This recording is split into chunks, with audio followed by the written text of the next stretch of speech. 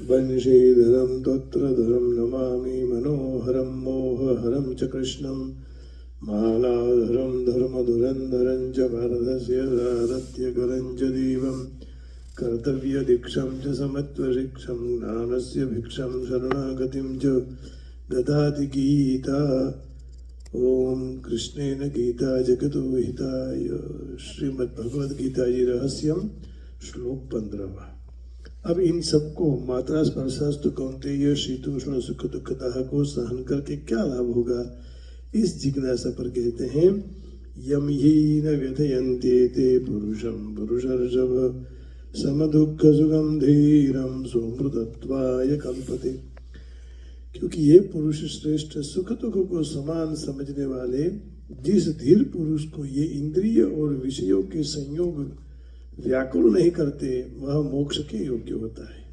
यह पहले श्लोक में ही का क्या अभिप्राय है, तो ही यहाँ हेतु के अर्थ में है। अभिप्राय यही है कि इंद्रियों के साथ विषयों के संयोगों को किस लिए सहन करना चाहिए, यह बात इस श्लोक में बतलाई गई है।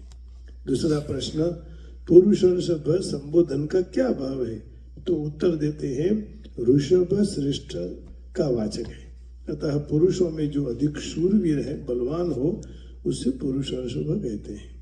यहाँ अर्जुन को पुरुष ऋषभ नाम से संबोधित करके भगवान ने यह भाव दिखलाया है कि तुम बड़े शूरवीर हो, सहनशीलता तुम्हारा स्वाभाविक गुण है, अतः तुम सहज ही में ही सबको सहन कर सकते हो। धीरम पद किसका वाचक है, तो धीरम पद अधिकांश में परमात्मा को प्राप्त पुरुष का ही वाचक होता है, वही धीर होता है। पर कहीं कहीं परमात्मा की प्राप्ति के पात्र को भी धीर कहा दिया गया है। अतः यहाँ धीरम पद सांख्य योग के साधन में परिपक्व स्थिति पर पहुंचे हुए साधक का वाचक है।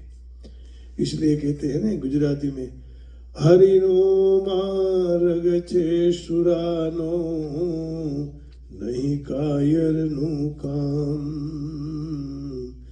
हरिनो मार्ग छे सुरानो।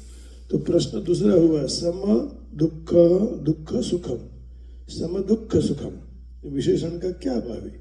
इससे भगवान ने धीर पुरुष का लक्षण बतलाया है कि जिस पुरुष के लिए सुख और दुख सम हो गए हैं, उन्हें अनित्य समझकर जिसकी उन द्वंद्वों में बुद्धि भेद बुद्धि नहीं रही है, वही धीर है और वही इनको सहन करने में समर्थ है।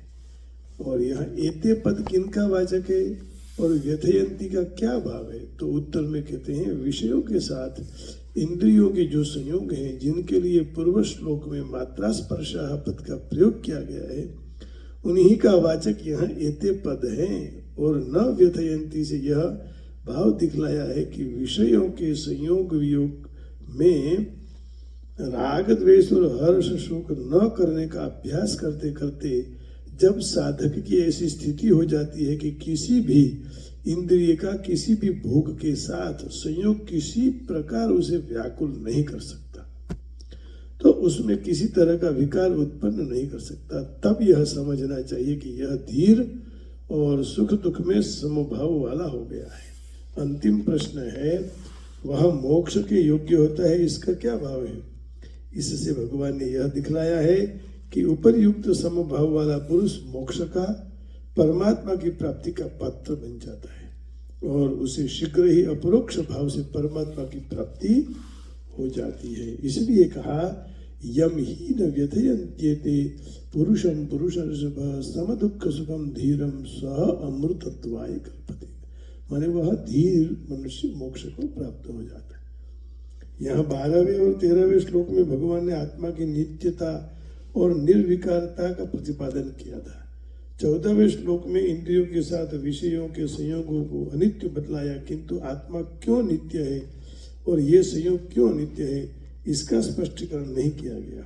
अतएव इस श्लोक में भगवान नित्य और अनित्य वस्तु के विवेचन की रीति बतलाने के लिए दोनों के लक्षण बतलाते हैं। वो आगे के श्लोक में देखेंगे, 16वें श्लोक में। आप सबके हृदय में बैठी हुई माँ उमिया को प्रणाम करके, गीता मैया को प्रणाम करके वाणी को विराम देता हूँ। हरिओम, जय श्री कृष्ण, राधे राधे।